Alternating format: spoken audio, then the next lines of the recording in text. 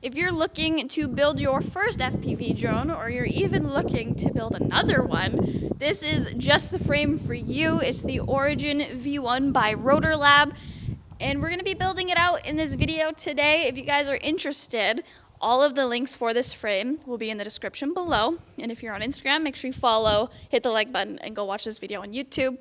But with that, let's just get right into it.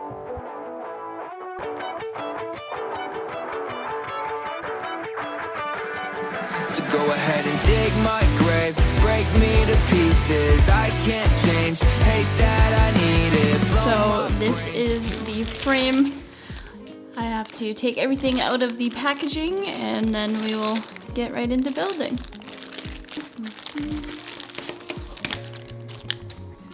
So we got these side plates for the camera in here.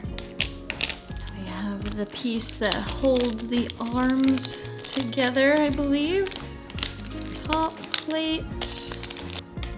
Part of the bottom plate. Some arms. Some standoffs. Some more standoffs there. And a package of screws. Once you have everything taken out of the package, we're gonna take this plate here. You're gonna wanna make sure that these 6, what are these called? Press nuts, that's the word, are facing upwards.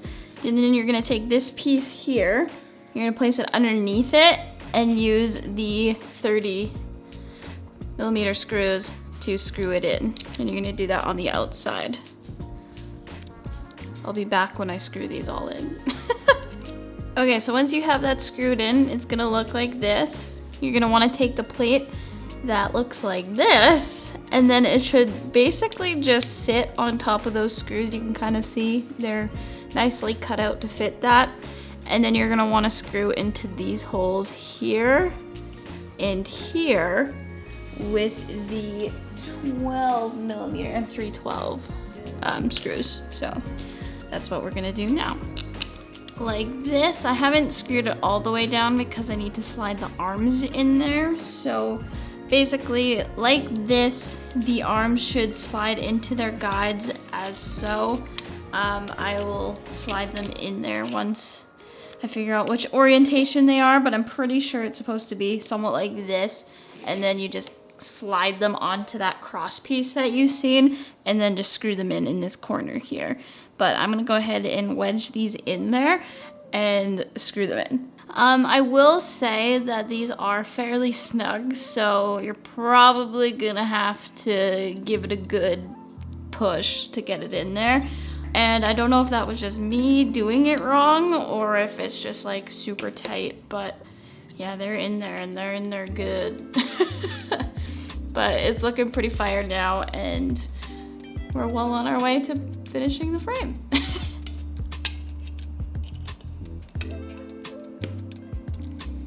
All right, so we've got the standoffs in, we've got the arms in, and she be looking fire.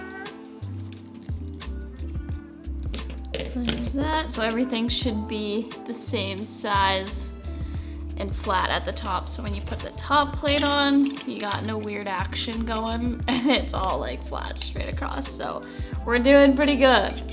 What I like about this one is that the standoffs are actually on the outside of them. Normally I see them in line with the standoffs and it never usually works in my favor. I don't know what I do when it comes to frames and building, but 9 times out of 10, I can never use the side plates. Like even on this drone here, it doesn't have side plates because they just didn't fit properly with what I had built. So the fact that these are on the inside of the standoffs and they can kind of lean on them is kind of really nice. So, and then from there, you should be able to screw in the top plate and it'll all be secured in there and you'll have a frame just like that. I do see some screw holes here, probably for mounting things like VTXs and what have ya. So lots of options there.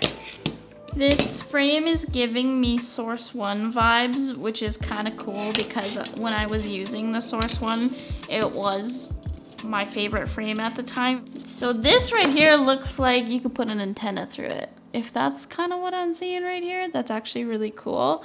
There's a hole at the bottom. I'm wondering if you could put a battery lead through it, or even like here at the top. So there's a lot going on here.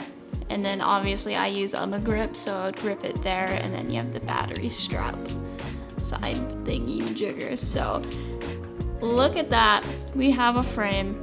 2 days later. So one thing I mentioned about this frame is how the plates go in between the standoffs. If you can see here, it worked really well. Most times you see on a frame, it'll be in line with the standoffs, and it makes it hard for the smaller cameras to even fit in there. So I really like the fact that the side plates for the camera mount go in between. Just something to note. Okay, so as you can see, there's tons of space. The camera is protected. The motors are protected. So if you're a new FPV pilot, you don't really know what you're looking for component-wise. You're gonna be able to fit everything you could probably buy. As you can see, even in here, we used gummies to lift up the stack, and there's still tons of space. There's also tons of space back here for whatever mounting components you need. Like, there's just so many options with this thing. You're not gonna run out of space, so looking sick. Also, in the back of the drone, you would have noticed that some things might look a little janky component-wise, like for mounting. We're also building outside, so we didn't have access to some of the things we normally would have to put pieces in place and secure them. So I just wanted to give you a rough look at what it would look like with some generic components in the drone. So